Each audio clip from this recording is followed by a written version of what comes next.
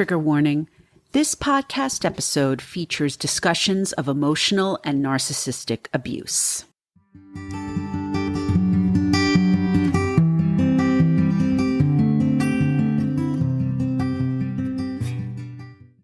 Hello, everyone, and welcome back to Emotional Abuse is Real. I'm your host, Serene Leeds, and I'm so glad you're here. I'm so excited to get into today's episode, but as always, a few requests. First of all, please make sure you're subscribed to this podcast on either Apple Podcasts or Spotify. Second, please follow me on Instagram at Serene Leeds Writes. That's SareneleedsWrites. And please also follow our Facebook page, Emotional Abuse is Real. Links are provided in the show notes. I'd also like to remind you about my free newsletter. This is a great opportunity to stay up to date on my latest published articles as well as new podcast episodes. Also, it's a wonderful way to stay in touch with me directly, especially if you are a business or brand owner. Did you know that in addition to my journalism work, I'm a professional writer specializing in website and email copy? Well, now you do. And if you're in the market for someone who can make your business copy sparkle, I'd love to talk to you further.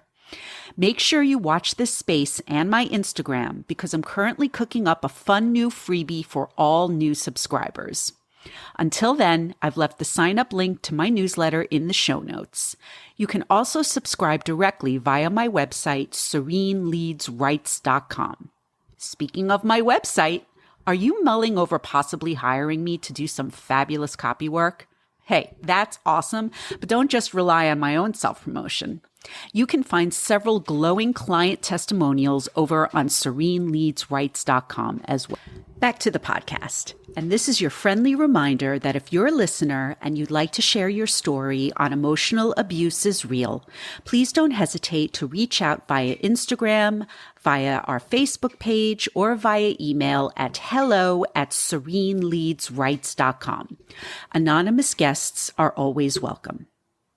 Another way you can support Emotional Abuse is Real is by heading over to Apple Podcasts and both leaving a rating and writing a review. The more reviews we get, the easier it is for people to find this podcast.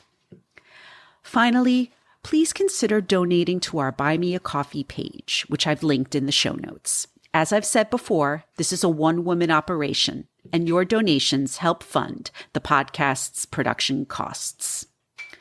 If you can, please share this podcast with anyone who might benefit from it. I truly do believe that we are building a community of survivors with emotional abuse is real. And the more awareness we raise, the easier it will be for victims to come forward. My guest for today's episode is Dr. Erika Bach. Dr. Bach is a licensed clinical psychologist based in New York, and she specializes in trauma, relationships, anxiety, and depression. More and more, she finds herself working with emotionally abused clients, which enable her to provide invaluable insights about topics like generational trauma throughout our conversation. Specifically, I loved being able to chat with her about the work the younger generations are doing to break the emotionally neglectful cycles perpetuated by older generations. I am so excited for you to hear our chat. So, without further ado, here's my conversation with Dr. Erika Bach.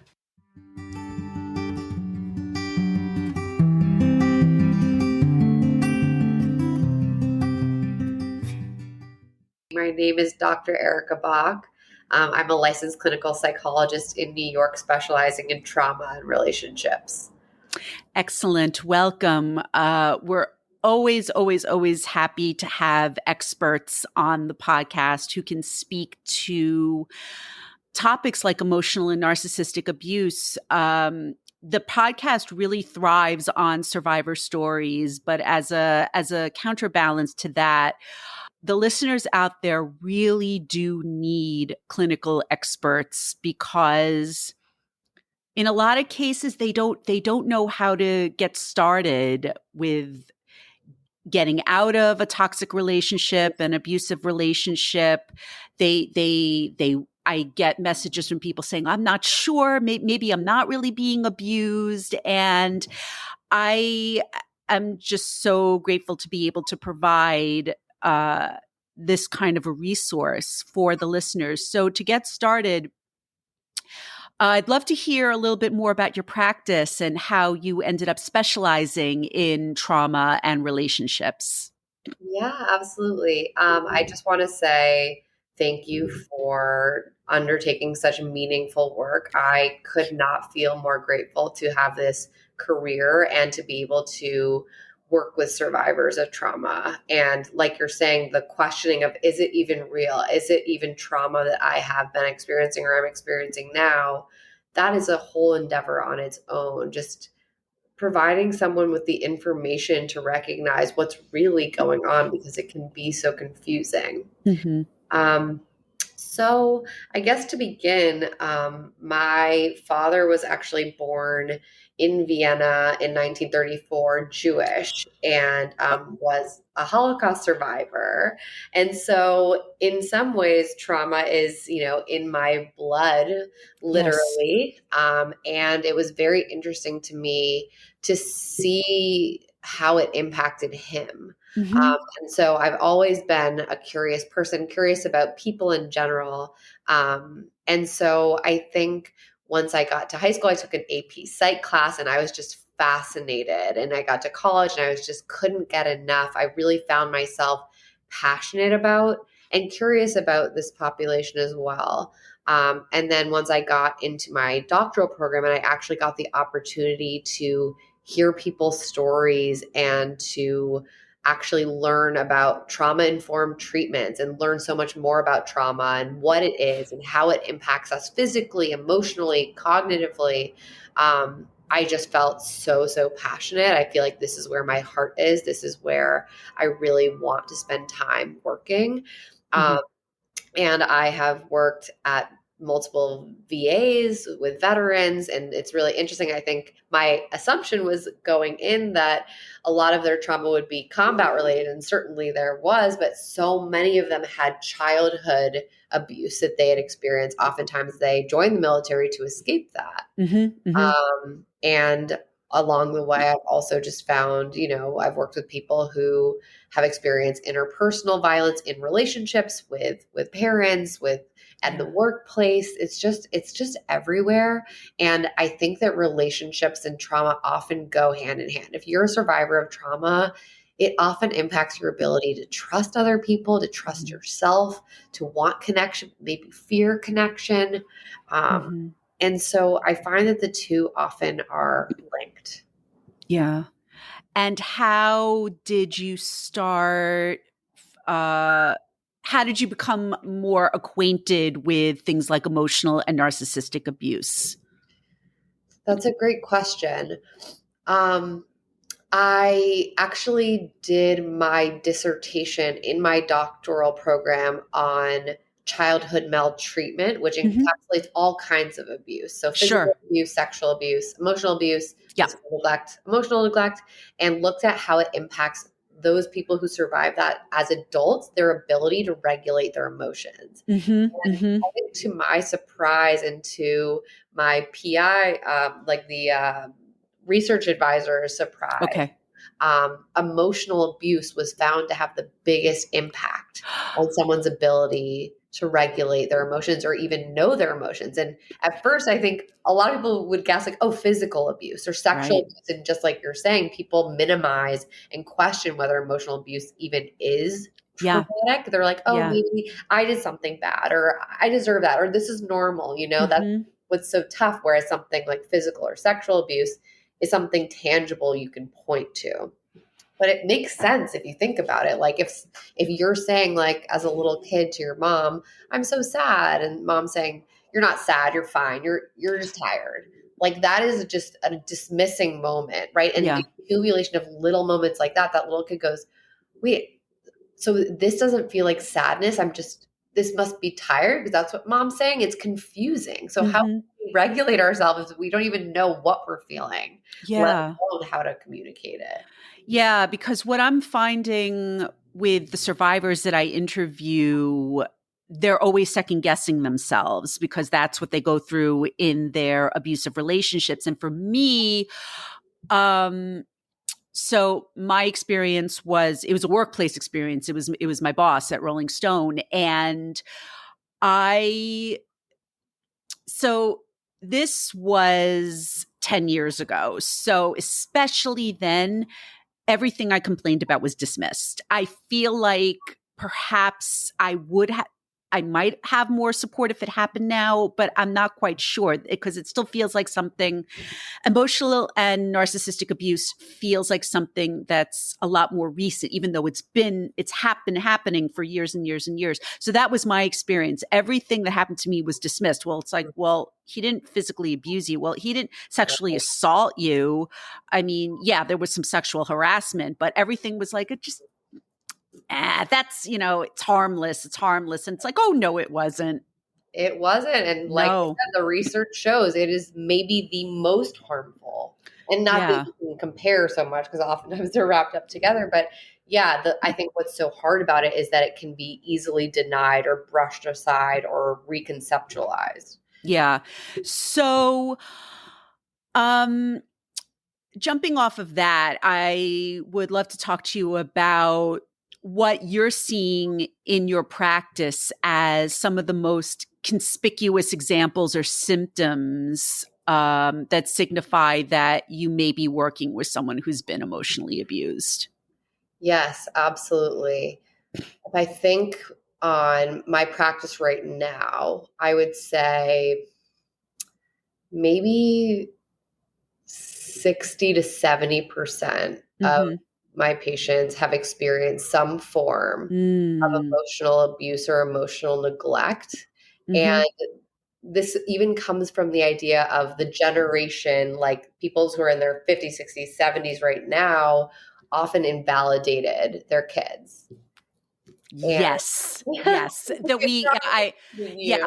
I don't, I don't want to interrupt you, but yeah, that has been discussed on this podcast. And I always make sure to say, mom and dad, we don't blame you. We don't. But that is absolutely true because they only know what they knew and what their parents knew and how it ends up falling to us, the younger generations, to work to break the cycles. That's exactly right. And that Yeah. can feel so unfair, right? Why am Yeah. I the one in therapy spending time, energy when I didn't do anything? I just existed. And it Yeah. is not fair. And it's so valuable because then you can be the difference for your Yes. kids or for future generations or for other people in your life. Yeah. I'm Um, trying. I don't always succeed because okay, no one's perfect. exactly. I mean, I am a Gen Xer who is the daughter of baby boomers, and I feel like that just speaks volumes. So, and again, I'm not saying, "Oh, mom and dad, you did this to me, you did this to me," but they were working with all that they knew. And Exactly. yeah. It's two things, right? Yeah. It's that they were trying their best. Hmm. Sometimes you can look at someone and say that's not acceptable, actually. Of course. But for a lot of people, they were doing all they knew how. They were too afraid or incapable to look inside themselves and Hmm. change it. They were doing their best, and it still caused a lot of harm. It still caused a Yeah. lot of difficulty Yeah. with understanding our emotions. And just that emotional dismissal, that's emotional neglect, it is characterized as traumatic. And Hmm. like you're saying, it's not meant to shame the parents. No. And I think a lot of parents have a lot of difficulty. I'm finding when my patients explain it to their parents, it's too hard to hear. They have a Yeah. really difficult time taking accountability and Yeah. just sitting with the idea that Yeah. maybe they did something that impacted their kids in a way. I hear a lot of like, what are you talking about? We gave you everything you wanted. Right. What Right. it's just a minimizing and it's a dismissing. And that is like shutting and snuffing your kid out, Yes. trying to come to you. Exactly. My an example I always like to give, and it may seem small, but I think it speaks volumes. Um, like my parents are not able to say the phrase when talking about their parents. My parents were wrong to do that. I, on the other hand, have no trouble saying my mom and dad were wrong to do that. And again, like you said, not trying to shame them. I don't blame them. I love them. I love everything that they gave me and that they did for me. However, my point of view is that my parents are not perfect people and they are fallible human beings. Yes. And I think that their generation was not raised to look at their parents as human beings who possibly could have faults. Absolutely. And I even Yeah. find that in some of the people that I work with now who are Gen Z and younger. Mhm. Like, they Yeah. never thought that it could be okay to question their Yes. parents and, like, is what they're doing best for me? Or is it having Mhm. a bad impact? Because, like I said, anytime they try to bring it up, it gets shut down, it gets Yes. twisted, and it almost Mhm. it becomes more painful to say. Yeah. And I have to point out, you said it might seem so small, Yeah. like, oh, I hear it even now, and you're it's just the minimizing of it all because we've been conditioned to do so. Like, oh, it's probably not a big deal, but it is. And the Yeah. fact that you can say that out loud is powerful. Yeah. Because I know that they listen to this podcast, but I also am a big believer in speaking the truth. And it's not meant to criticize them. It's a way to help myself and other listeners better understand their emotions. Absolutely. And I think So, so yeah. many people wish that their parents or anyone that has disappointed or hurt them could say, tell me more about that. I'm really Yeah. sorry that I disappointed you. Like, I want to hear more. And I think for a lot of people, it feels too painful Yeah. and not defend themselves because that's not their experience. And Right. I'm a couples therapist too, Mhm. right? And Sure. it's all about conflict management is really about dropping the defensiveness and taking accountability and making space for the other person. And with emotional abuse in general, it's never about making space for that person. If anything, that kid, that Yeah. person, that partner has to conform, has to be a certain way, and then is Hmm. told you're wrong. You need to be what you're doing is hurting me. It's like these mind games. I think that because the way older generations parented, I always second guessed myself, and I think that that's what allowed me to be emotionally abused by my boss because he would say things like you're cocky and I would be like, oh, I am. Hmm. I Yes. thought I was just being confident, but yeah, so those are those are I keep talking about myself because I just want to use an example. Of course. So yeah. I think a lot of people can relate, a lot of people. And that's something I'm glad you mentioned that because that's something I see all of the time in my Yeah. practice is people doubting themselves and not Yes. knowing. And it's interesting, I am the quote unquote expert they're coming to, maybe looking to me for the answer. And it's like, I have my beliefs, but the whole goal here is to help you figure out your truth and for you to stand in that. And if I say something that feels like it doesn't resonate as true that you're like, well, maybe not. The fact that like when your boss said that to you, Yeah. and I want to repackage that idea that you question that. Yes, it's doubt, and it represents that you're a conscientious, thoughtful person who wants to be aware of yourself. Yeah. At the time, I went through this the self doubt, but since then, yeah, I've owned that situation, and I say exactly what you say. I say that for a guy who was a copy editor, a guy who worked in the editorial industry, certainly needed to work on his vocabulary definitions because I wasn't cocky. I was confident. I was happy in my job because I did it well, and he was threatened. Yeah. That's what happened. Totally. It Yeah. well may have been that, and you're a woman. Yeah. Oh, he was threatened by That me could be being a whole female. other podcast, I'm sure. Oh, I mean, we could, yeah. I mean, trust me, I've spent way too much time on that in this podcast, but it was all those things. He was threatened by strong, smart, ambitious women, and so he did whatever he could to crush them. Mm, And yeah, so but hence we have this podcast, and I'm learning that there are so many people out there who have experienced the same thing, and they want to share their stories, and they want to learn more about what they can do mm. to help themselves heal. So on that note, so what do emotional and narcissistic survivors need when they come to therapy?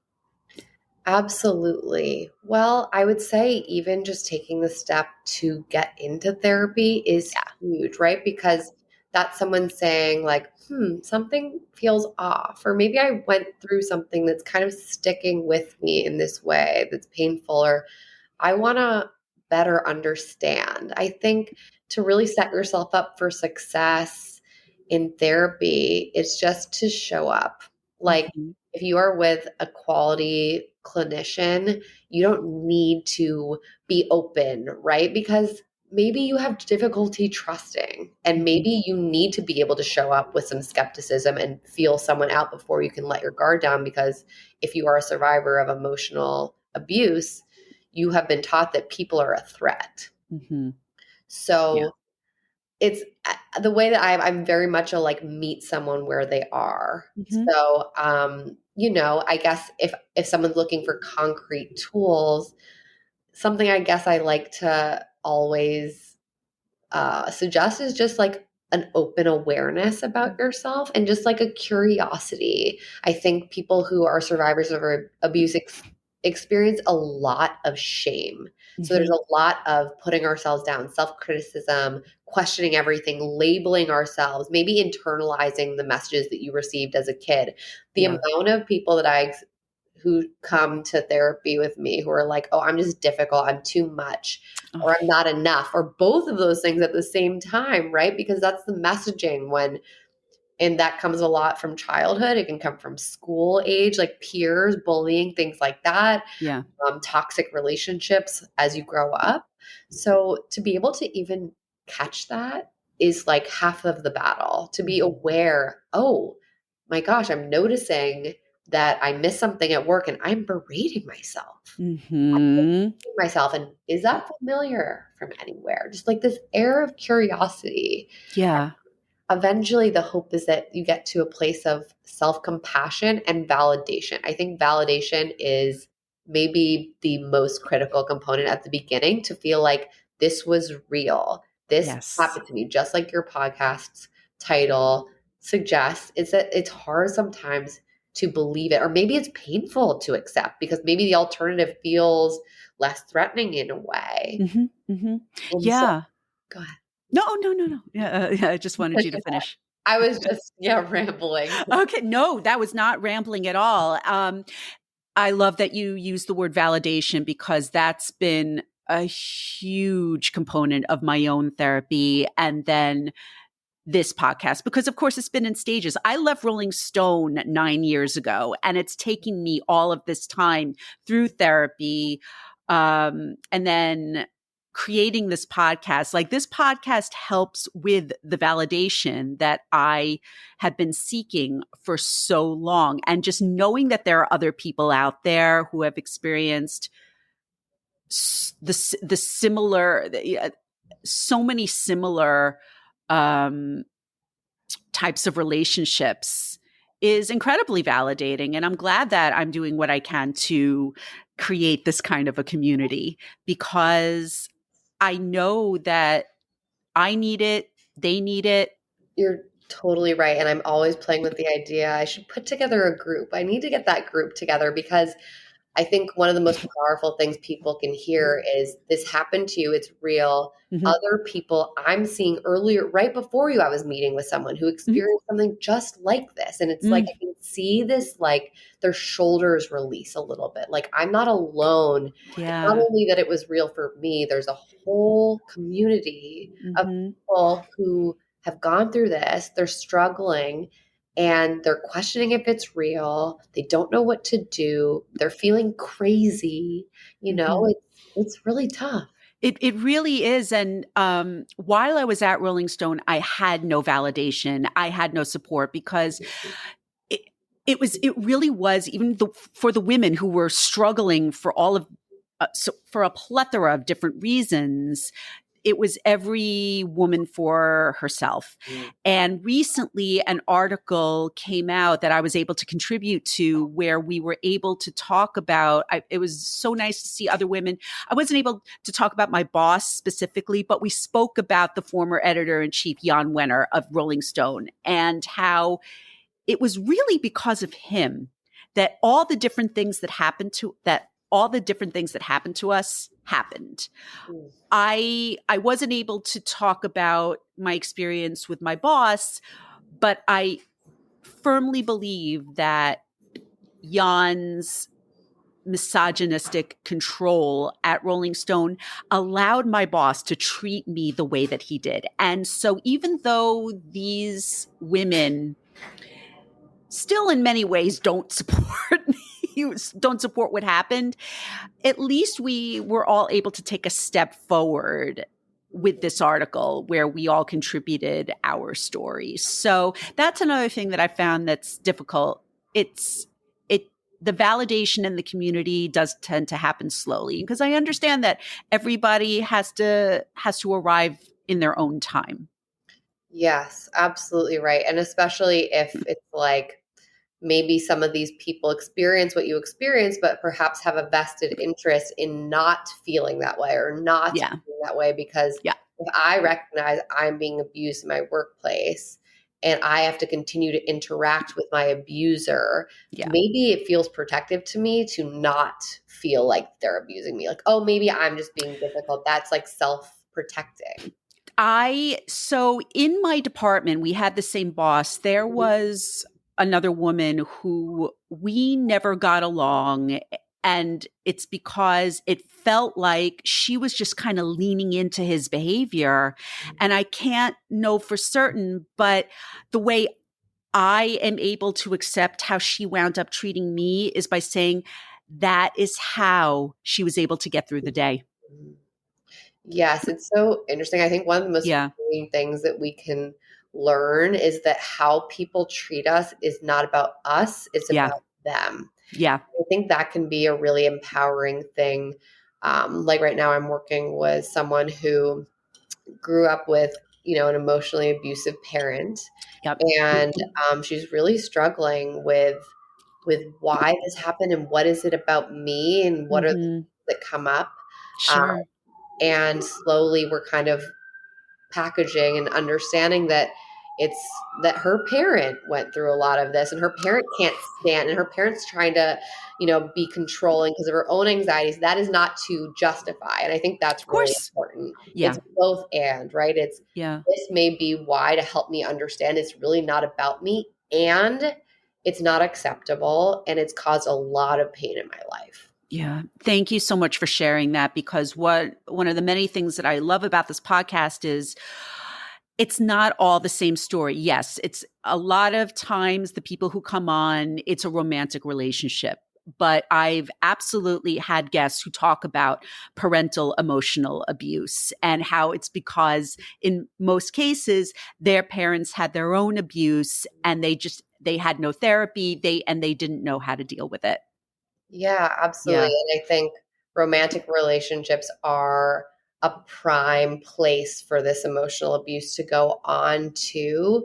And especially when it starts really slowly, right? Especially at the Oh, beginning of a yeah. relationship, you've got all that dopamine going. You feel so in love and enamored, and anything that might be a quote unquote red flag or something that might not sit with you normally is kind of like dismissed or overlooked because you're just so filled with this excitement and this joy, or maybe you really want a relationship. And so it's like, well, maybe this could be worked through or something else like that. And then slowly over time, it gets to a point where it has gotten to really controlling, really abusive, physical, sexual. It can be super domineering, and there's a lot of fear, and it's like this dynamic slowly developed. Yes. And when I look back at when I started at Rolling Stone, there were actually red flags on the first couple of days, but I didn't see them because I was like, I've been hired to Yeah. work at Rolling Stone. I have achieved my dream job. As I always say on the podcast, it was a dream job that turned into a nightmare.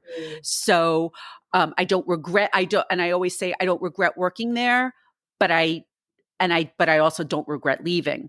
The first couple of days, I there wasn't much for us to do, so my boss would like take me to coffee, and just the way he was talking to me, you know it was just a little too friendly Mm. for the very beginning, and I was very uncomfortable, and I was just pushing it down because I was thinking, well, maybe this is just the way it is, yeah. But when I look back, I wish I had just said, no, I'm good, we don't need to go for coffee. Right, Yeah. of course. And with these instances, right, like hindsight is always 2020. Always, always. I think a lot of people wish they could go back, right, and Oh, make different decisions. And absolutely. I think when you Absolutely. can recognize things, with that perspective, I again want to encourage self-compassion for Yeah, that person at that time. Like, you didn't know any better. You were just trying to get along. exactly. How could you have known? How could you have known? Exactly. So, as we wrap up here, this is a question I always like to ask on the podcast. What advice would you give to someone who is in an emotionally abusive relationship? They know that they've got to do something, but they don't know what that first step should be. Absolutely. I think that's a really great question. Thank you. Something that often happens in emotionally abusive relationships and relationships where narcissists are a part of the equation is that Yeah. person gets separated from their friends and family. Mm-hmm. And I think support and community is everything. If you're not ready to leave yet, that's understandable. It's Yeah. scary. Yeah. Sometimes people are financially dependent or are Mm-hmm. afraid of the reaction and the retribution that might come their way. So I really think seeking support, therapy can be a really great place. There are people who go to therapy and then they just talk about the logistics of like, how am I going to leave? What's Yeah. that going to look like? Like, how am I going to create like a plan Right. that out to ensure my safety or my Mm-hmm. kids' safety as well? Yeah. So I think being aware and trying to protect yourself emotionally as best you can, Mm-hmm. and give yourself the compassion, right? And to know that you can leave. It's Mm-hmm. really hard for some people, Yeah. and they often don't regret it. Thank you. Yeah, that is one of the key messages that I am trying to send with this podcast, which is yes, it will likely be difficult, but that leaving is possible. Absolutely. And people deserve support while that's Yeah. happening, whether that's in therapy, Mm-hmm. support groups, there's shelters, there's Mm-hmm. women's groups if you're a woman. There Mm-hmm. are all of these resources available. And I think sometimes people feel like they can't, or they Mm-hmm. shouldn't, or they don't deserve. And that's where what we were talking about before, that awareness and sort of Yeah. like, oh, I'm noticing that I'm telling myself I don't deserve a loving, happy relationship. Or something I commonly hear, why would it be any better elsewhere? Like this Mm-hmm. TV nonsense, like this is what all relationships are. And to Mm-hmm. know that if Mm-hmm. you are feeling disrespected, if you are feeling like you're fighting a lot and you're feeling put down, that is not a normal, healthy thing to accept. No, it is not. So I always, at the end of the podcast, I list information, websites like the National Domestic Violence Hotline. Are there any other resources that you recommend? That's a really great question. I mean, Google is your friend. Like, there Yeah. are sometimes people who are like, oh, I'm looking for a support group in this city and I want to go in person. There are like endless like support groups or resources or Go legal. local. Go local. Is that what? Yeah, Yeah. yeah. I Yeah. mean, and also there's there's stuff that's like not local. If you want to join like chat rooms just to share your experience or, information online, there's Sure. communities there as well. So it doesn't have to be like an in-person local thing. Yeah, because that may not be easy for some people. So yeah, and just finally, how can people connect with you? Just wanted to give you an opportunity to give your website and social media information. Oh, I appreciate that. Sure. My website is www.drerikabach. So it's DRERIKABACH.com. Okay. And my Instagram handle is DocBach Therapy, DOCBACH Therapy. And yeah, absolutely. Anyone is welcome to reach out if they're interested in starting their therapy journey or even discussing like next steps or where they are. Wonderful. Thank you so much. And I'm going to link that information in the show notes as well. Dr. Erika Bach, thank you so much for appearing on the podcast today. It's been a pleasure talking with you. It has been an absolute pleasure. Thank you for having me.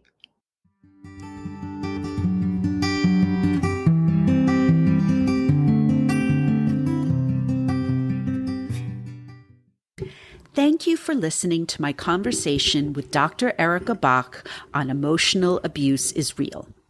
If you would like to connect with Dr. Bach, I've left links to her website and Instagram in the show notes.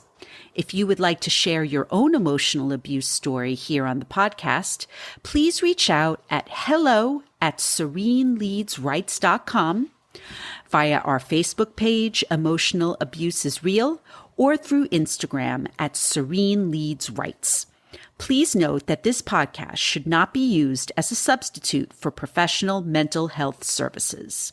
If you are a victim of emotional abuse and need help, please call or text the Suicide and Crisis Hotline at 988. Or call the National Domestic Violence Hotline at 1-800-799-7233. You can also text START, that's START, to 88788. Once again, don't forget to subscribe, rate, and review the podcast on Apple Podcasts. Follow me on Instagram and on Facebook. Sign up for my free newsletter. And if you can, please support us through our Buy Me a Coffee page. Thanks so much for listening, and I'll see you next time.